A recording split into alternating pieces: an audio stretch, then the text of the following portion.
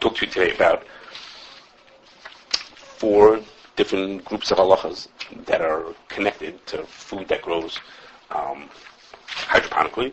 I'm going to describe 3 different ways of growing hydroponically. I'm using that word a little broadly. We're going to talk about these 4 different things. 2 of them we've spoken about at other venues. 2 of them we haven't. We'll do each of them is going to be pretty brief for each one of the topics. Okay, but before we get to the 4 topics, I'll just say the 4 topics are going to be, one's going to be about insects, one's about Shemittah, one's about Berachos, and one's about Marror. Okay? So before we do those, I'm just going to give a drop of a background to me, to how this industry works. Okay? To me, I see 3 different ways that you can grow food in the greenhouse. Okay? One is, these are my own names, I call it a covered field. Basically, someone takes his field, and instead of leaving his field exposed to the elements, like traditionally you do with a farm, he covers it up. He puts a greenhouse on top of it. He plops down a greenhouse on top of it so he can control the environment to some extent. Okay? That has very little significance for halacha. We'll see an example where it does, but there's very little significance. It's not much different than something that just grew out as regular potatoes growing in the backyard. Where's this cover the field? Well, a greenhouse. He plops down a greenhouse, a big glass box, plops it down. Okay. The second is what I call a potted plant, what we would call a potted plant, and that is he has a greenhouse, and it may or may not have a solid floor. It might be like a cement floor. It may have solid walls, like glass walls. It could have screens instead of glass walls. It could have windows that open and close, depending on how he builds his greenhouse. There's ways to build it. But the food is the plants that are growing are not growing in the ground. They're not growing in the soil, the surface, on the actual land itself. Like in the first case, they're growing in little pots, in little trays. Usually, they go in like little trays that have 10 little places where you can grow something, and each one of them is growing a certain plant in it. Okay, so he's growing it in what we consider to be like a pot, a flower pot, or in a tray. Sometimes they can have hundreds of these trays, all lined up. They're all growing very nicely. But that whole system of trays is put inside of a greenhouse. And the greenhouse could be more or less solid. It could have a floor, it could not have a floor. It could have walls that open, it can have screens. There's different ways to do it. But what's the feature over here is that instead of it growing in the ground, it's growing in these, typically in trays, or some kind of a container that holds the food, rather than growing in the ground. This is what nuts. It's she'ena nako. That's what we're going to talk about, whether it is or is not nuts or she'ena nako. And the third is what is really the hydroponics, and that means is that at some point, at the final growing, and sometimes even the beginning of the growing, the plant is growing in water. What does that mean? It's growing in water.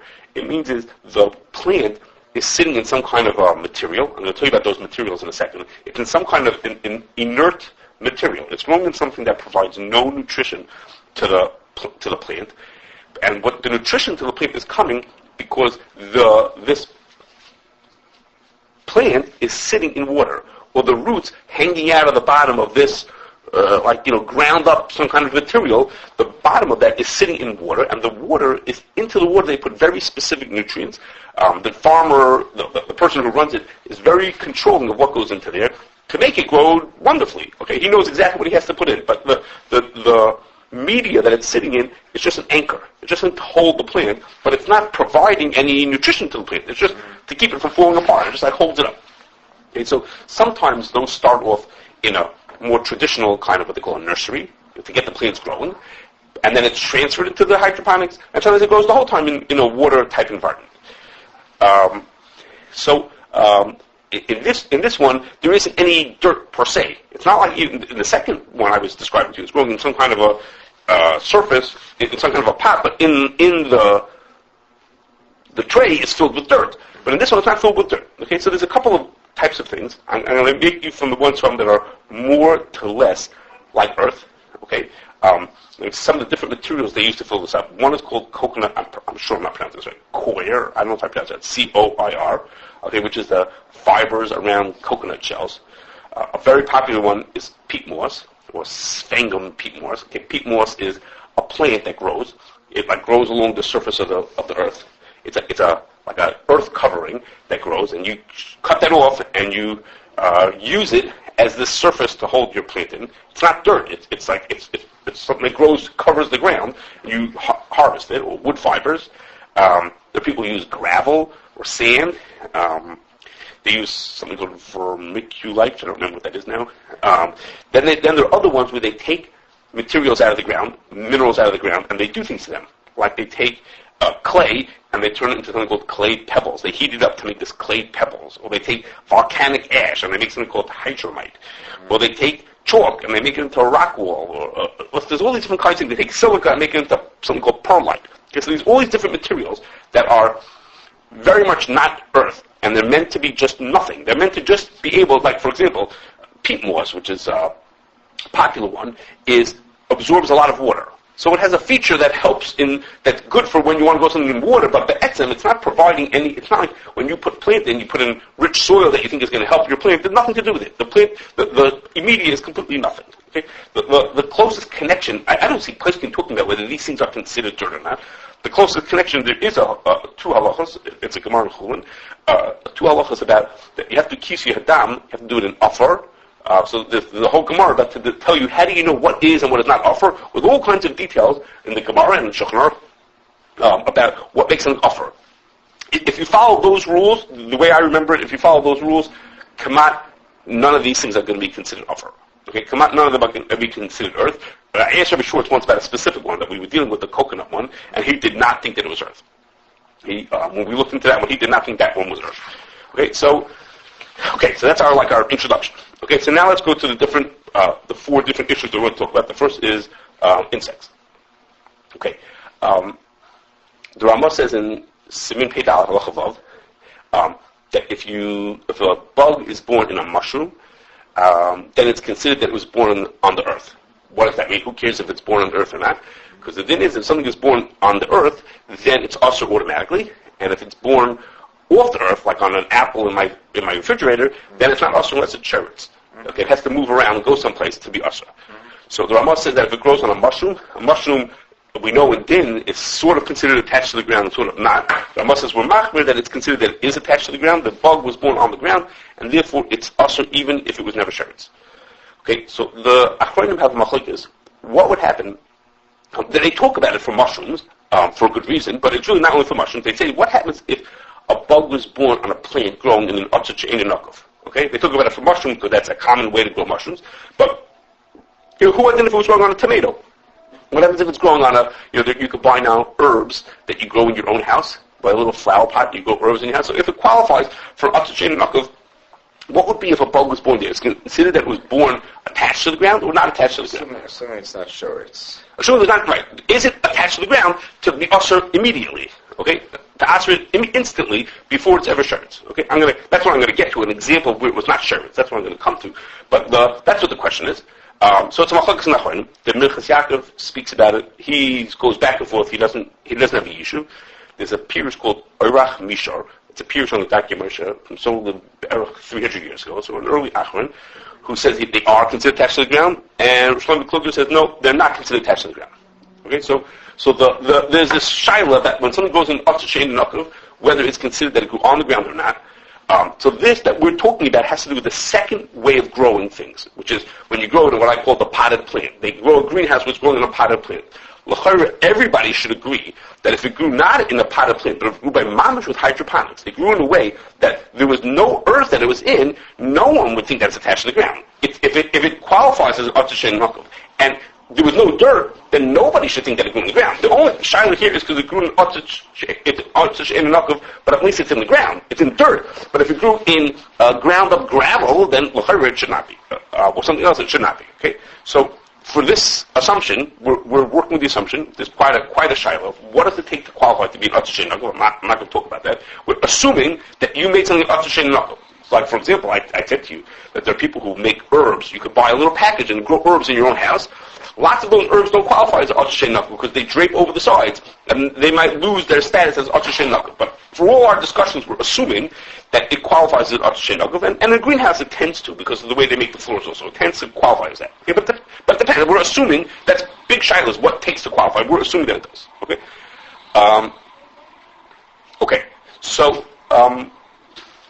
you might think we mentioned then that you might think that this shaila is a big cooler for mushrooms, because in mushrooms, in fact, the bugs that are in the mushrooms never leave the mushroom. They never leave the mushroom. And mushrooms, which is why the place we talk about it for mushrooms, grow on an Akshay Nakov. Okay, if you go to the factories are these big, huge cement buildings with no windows, no lights, no dirt, and there's mushrooms growing in them. So you would think, the case that the place we're talking about is mamish, the mitzias, that the bugs and the mushrooms never leave the mushroom, and they grow in an Akshay Nakov. Okay, so the problem is, that is true. But the problem is the ones that grow in those kind of settings don't have any bugs in them. That's not where the bugs are. The more sophisticated ones that have these very grown very special and very nicely, those don't have any bugs. Those people inoculate their soils beforehand. They don't have any bugs in them. The ones that have the bugs are the ones that grow in very backwards kind of countries, where they are not Akshay Nakov. The guy at the mom is just growing it on logs, just sitting in their houses or just wherever. The ones that have the bugs are not Akshay Nakov. So in theory, if there would be bugs in some of those places that are more sophisticated, we would have this hefter, but it's not such a shame. Okay? But now let's go to a regular vegetable. Okay? What happens if I have a vegetable that grew now in a greenhouse that either qualified as a mamish hydroponics or grew in a potted plant? It grew in one of those places, and so now let's think what we have. Kenzyme that is considered attached to the ground, either in the hydroponics always, or in the potted plants, it's a shiloh nachon, whether it is.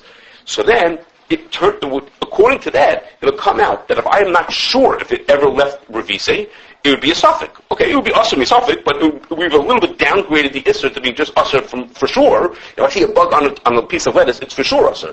If I see a bug on this kind of lettuce, it may only be suffix usher, because I don't know if it's always been on this piece of lettuce or came from the next head over. It'll be only a suffix which tones it down a little bit.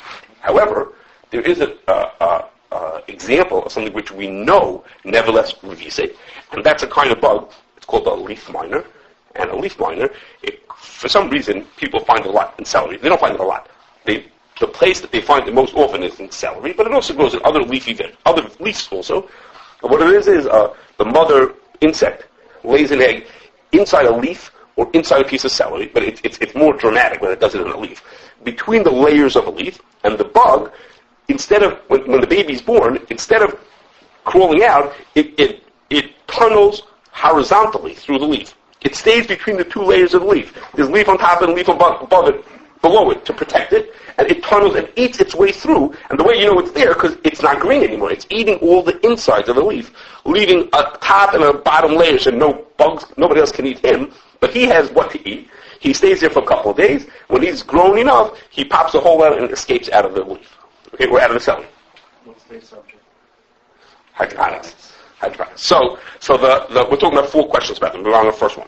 Okay, so this leaf miner, if the bug is still in there, we know it never left revise. It never left the place where it was born. It was born in this piece of celery, or this piece of lettuce, or these herbs that it grows in. It grows in some herbs, you can find them. So we know it never left revise. So then, if we say that it grew in a place where we know that it's an Akshay Nakov and we're samach on those mikilim, or it grew in the hydroponics that we know that it's not considered attached to the ground, it's only usher if it was sheretz. We know it wasn't sheretz, because if the bug is in there, it didn't leave its revise, and it would be mutter. You'd be allowed to eat that bug. Okay, so it'll turn out that if we have a place that qualifies as an Akshay Nakov, and especially if we have it a place that qualifies as Akshay Nakov and it's in mamish hydroponics, then we would not have to care about the leaf miners. Okay, so here's the Matthias. You could gather as many bugs as possible and sell the bugs. There we go, kosher bug. Right, that's good. Yes, you can if you want to get into that business. Okay. Now, I'm only bringing this out. I'm talking today about the part that has to do with the hydroponics. Right? We're not talking. There are 2 other sides that have to do with these leaf miners, which is. Are they actually in the leaf? Do you have to be choshesh that you see the trail of where it was? Do you have to be choshesh it was actually still there? And is it matzui? Okay, those are questions. We're not talking about actual leaf miners, but I'm using the leaf miner as an example to bring out this tzad l'hakol that comes from growing something in hydroponics. Okay, second topic is Shemittah. We spoke about this not too long ago, and that is it's possible that things that grow in a greenhouse. What they call a matzah merutak, that's the modern way they talk about it, to describe this, things that grow in a greenhouse may not have the din of Shemitah of them. Okay, and we said there are 2 possible reasons. One is, it could be that Atzah Nokov, that din of Atzah Nokov doesn't apply to Shemitah. Usually, Atzah Nokov is considered not the ground with the Raisa, but yes, the ground with the Rabbanan. Kenzain, that chumrah midrabanan doesn't apply for Shemitah. That's one side. And the second is that there's Yerushalmi that says if you're Zareh Babayis, then Kenzain there's no Shemitah. The Yerushalmi is misupik about that.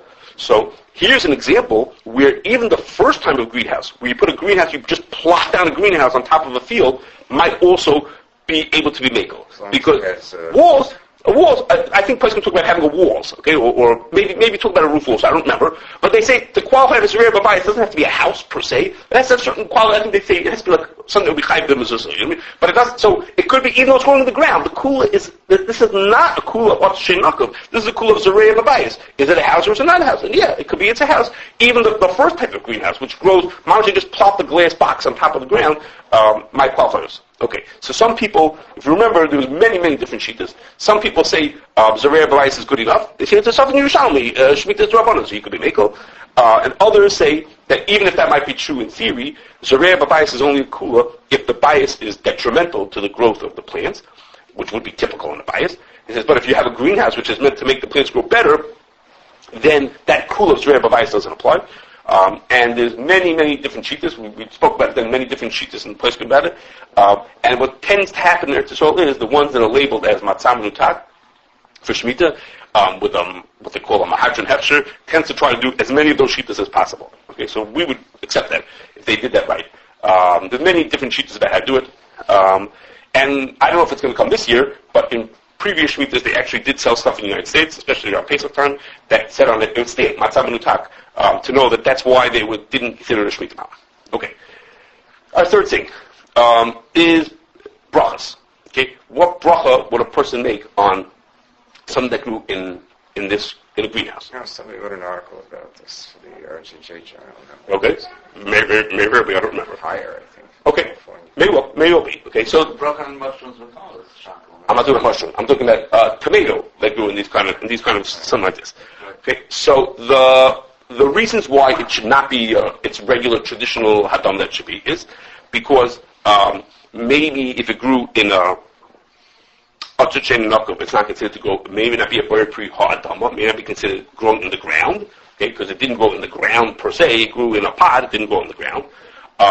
And that's even more so if I grew it in the mamash and hydroponics. I grew it in the thing that's not earth at all. I grew it only in water. There's even less basis for thinking that it's adam. Okay, so it's a whole in contemporary place can have lots to say about it. I don't know if this is shy to that, but there's a question what bracha he made on the man. So the Shalos the Jews min hashamayim says he make a mitzvah lechem min hashamayim. Right. Well, it's not lechem, it's man.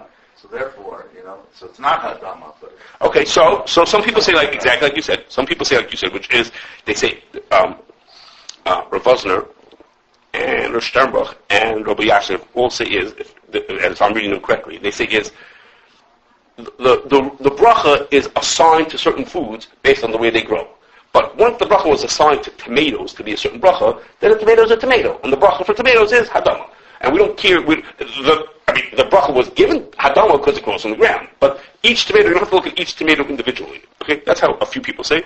Others say I have from a Chazanish and from Zalman and Shmuel Kamnetsky, who say that no, they don't find these points to be so convincing in the first place. Forget about it. The other ones. The ones I said first are saying is, yeah, it's a good point. It's not from hadama, but I don't care.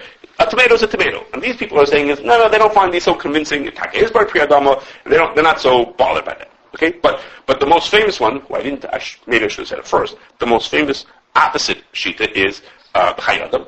Chai Adam is the first. He lived quite some time ago. But the Chai Adam spoke about this. And he brings Yerushalmi. And Yerushalmi says, Yerushalmi, it's like a line in Yerushalmi. It's like nothing. Yerushalmi says, Rabbi Yossi asks the question, Mahu loimer al pita hametz lechem aretz. Would you make bread that grew from wheat that was in an artishan nakov? Would you make hametz lechem aretz? That's it. Just a question. So the Chayadim says, listen, it's a suffix in Yerushalmi. Yerushalmi is misufik, but bracha you make on it. Is it considered? So he understands it to be. The shayla is lechem min haaretz. It's not coming from the ground. So he says Yerushalmi is misufik about it. So since it's a suffix brachas lahakol, so you make a shahakol. Okay, that's what the Chayadim says. Everybody who I mentioned until now it of course brings the Chayadim, because the Chayadim is the first, to real talk about it. He thinks Yerushalmi is the first to talk about it. So Chayadim says Mikdash HaHakol. Reb Schwartz said that he also thinks that that's correct, that you should follow that. But as I mentioned to you, lots of other people think that you do not make Mikdash HaHakol and you make the regular bracha you're supposed to. But I'm going to remind you that all we're discussing here is assuming that it really qualified as Atchayin Knuckle. It's not automatic that everything that grows in a greenhouse is automatically Atchayin Knuckle. Some greenhouses are not Atzitz at all. They're just growing in the ground with a big glass box on top of them. And some of them, even though they grow in special pots and things like that, don't qualify because of the way you built them. You have to know what you're doing to make it Atchayin Knuckle. So before I close this section, I'm going to just tell you over something from Rabbi Oppenheimer. He didn't say it for this specifically, but he said it to me in other contexts. But the point is correct. And the point is that the Chayadim didn't say that the bracha is shahakol. The Chayadim said is, misafik, the bracha is shahakol. He doesn't know the bracha. He says, it's Yerushalmi who's misafik about it. So safik bracha slahakol, you make a shahakol. So he says, so Rabbi Oppenheimer says, so what happens if I eat a regular cucumber, and then I want to eat one of these tomatoes? So I ate the cucumber and I made hadama. Do I make a shahakol when I eat the tomato? He says, no, you don't make a shahakol on the tomato now. Because Safik Berachos Lahakol says, you were already yotze with the hadam you made on the cucumber. You're only saying, make a lower bracha because you're mesupik, so make the lower bracha. He says, but if I already made a bracha, I already made the bracha, so now Safik Berachos Lahakol says, don't make a bracha. You already did the bracha. Maybe you're already yotze, so Safik Berachos Lahakol says, don't make a bracha, rather than make the other bracha. Eat something which is bad like a chassu shahakol. No, you could, but if you wanted to make completely avoid child, but let's say you're not. I ate a cucumber so far, and I want to say, make a bracha on my tomato. So he says, why do you make a bracha on the tomato? So actually, what some people say when you're in this kind of a situation is you should eat the tomato first. Eat the tomato first and make a shahakol, and then eat the cucumber afterwards and make the hadam, and then you're sort of, you're covered. Or do what you said, take a cup of water, and then you're safe. But Rabbi Oppenheimer is just pointing out that once I made the hadama, I don't have to say, oh, now I make a shahakol misafik. Just the opposite. The safik is sinat. Okay, so now that comes up. It's going to lead us into our next topic. That comes up by the Seder, and that is because the Mishnah is pretty clear. It's pretty clear in the Mishnah that you don't make hadama when you eat marror. When you eat the marror at the Seder. Okay, but some achot discussion why you don't make hadama. Okay, everyone agrees that you don't. It's pretty clear in the Mishnah that you don't make it. The shayla is why you don't. So some people say, well, you just made hamaitzi, because right before you eat the marror, you eat matzah. So the hamaitzi covers the vegetables you can eat in the meal, so it's covered, so you're okay. So of course, according to that, you wouldn't have to make a bracha on the hydroponic ones either. Everything is covered by the hamaitzi. Okay, that's what some Rishonim say. And other Rishonim say, no, the hamaitzi doesn't cover it. It's not considered to be something that becomes part of the meal, because it's a special food. You're not eating it part of the meal, you're doing it for the mitzvah. So they say it's covered by the fact that you made hadam a little bit beforehand when you had karpas. It's covered by that hadam. So that's other Rishonim say like that. Okay, so that means this. So if you eat one of these, a hydroponic vegetable by the Seder, so you shouldn't be worried and say, maybe I should make a shahakol, because maybe it's not covered by the hadama from the karpas, according to those Rishonim. So according to what Rabbi Abraham is telling us, you don't have to worry about that. Because the hadama, the only reason to think about making a shahakol on this food is because of Safik Berachos Lahakol. Safik Berachos Lahakol says, I already made a hadama, I don't have to make a bracha now. So don't say, I wasn't covered by that hadama because this is a shahakol. No, it's not a shahakol. It's a safik, and therefore you make the shahakol. So it's a safik. If I already made a hadama, then the safik already covered this food, and I don't have to make a new bracha. Right? So I'm off the hook from making the bracha of that also, even according to those Rishonim. Okay, fine. But now let's go to what led into, which is it kosher to use these kind of vegetables for marror? Okay, I was talking to you second about the bracha on it, but is it kosher to use it for marror? So the Chazon says like this. He's not talking about marror. But the what? Hamtzvi is an interesting shaila. Okay. Like, what is exactly marror? And he goes through a whole list of all. Okay. So he didn't mention hydroponics. Okay. So the Chazon says like this. There's a Mishnah that says like this. The Mishnah says you can't have matzah that's made out of tevel. That's tevel. So the Gemara. The Mishnah says a long list of things that you can't make your matzah out of. One of them is tevel. The Gemara pshita. Of course, you can't make matzah out of tevel because it's not kosher to eat it. So the Gemara says the Mishnah means is the tevel is from grain that grew in an utter chain in Akul, and so it's only tevel midrabanan because the chiyuv trumas and meises is only drabanan. So it's only tevel midrabanan, and the chiddush of the Mishnah is that even though it's only usher to eat midrabanan, still you can't use it for the matzah. You can't use it for the mitzvah. Okay, that's the chiddush of the mitzvah. So the Chazon says. So you see from the Gemara that the fact that it grew in Otzar Shein Nokov doesn't make it not kosher for matzah. It's kosher for matzah. Just in that case, in the Mishnah, it has to have been tevel. But if it wouldn't be tevel, that's okay. The Gemara is not bothered. The Gemara is like very comfortable with that being used for the mitzvah. He says, so you see that matzah that grew in Otzar Shein Nokov is perfectly kosher for the mitzvah. There's nothing wrong with using that for the mitzvah. Okay, so that's one piece so far. That matzah you can use from Otzar Shein Nokov. It's basically a very shig Gemara. So the question is like this. There's another Gemara, a few blot later, that says, it's trying to figure out what Marror is, what you were talking about. What is Marror? Effective Marror. Maybe, how do we know Marror means these bunch of vegetables? Maybe Marror means a certain fish that has this bitter taste. And maybe it means this other thing that's a fruit. There's a bunch of other things that are bitter that might have qualified. So the Gemara says, no, it can't be it comes from a fish. There's certain fish the Gemara had in mind. It can't be that fish because matzah and maror are compared to one another. Matzah has to be gedulei karka, and since matzah has to be gedulei karka, maror also has to be gedulei karka. Well, fish are not gedulei karka. So since fish are not gedulei karka, therefore maror, when the Torah said to eat maror, it couldn't have meant that fish because it's not gedulei karka. Yeah, it's not gedulei karka. So if it's not gedulei karka, it can't be a fish. Okay, so it must affect the maybe something else. There's also a bunch of choices, but this is one part of the Gemara. So the question is that fakir from the Yerushalmi that we said before? I said to you the Yerushalmi before, and it says the Yerushalmi is mesupik whether something that grew in Otzar Shein Nokov could be called Berachos Pri Hadama. Right? That was the Yerushalmi suffix about whether can that be considered Berachos Pri Hadama. So is that not like this Bible? Because the Gemara is saying, that you're allowed to use matzah that grew in Otzar Shein Nokov, but it says matzah has to be gedulei karka. In other words, matzah that grew in Otzar Shein Nokov is gedulei karka. The Gemara if we put the two Gemaras together, it's saying that matzah from Otzar Shein Nokov is gedulei karka. Okay, so it is gedulei karka. So is that not like the Yerushalmi? Yerushalmi says that it's not peri ha'adama. Are those opposites of each other? So the Iglei Tal says, yeah. He says they're not. The Bavli is not like the Yerushalmi. The Bavlis are going to the Yerushalmi. And the Yerushalmi said it's mesupik whether it's considered the lechem min ha'aretz is not like the Bavli. The Bavli says that matzah that grows in Otzar Shein Nokov is considered to be gedulei karka. If we put these two Gemaras together, it's gedulei karka, not like Yerushalmi. Therefore, he says, although the Yerushalmi is mesupik about whether bread from Otzar Shein Nokov is hamotzi, the Bavli is telling us that it is hamotzi, and don't worry about the Yerushalmi. Okay, so he says it's a right from this Bavli, not like the Yerushalmi says. Okay, that's what he says is a right. Okay, so that's what he holds. What about everybody else? Everybody else is comparing, is very happy with Yerushalmi, and they're not bothered by this question from Bavli. So how would they explain it? How do they understand what the Gemara means to say? So, a few choices. Okay, it could be that, obviously, I shouldn't say it could be, obviously they're understanding that gedulei karka and Oretz is not the same thing.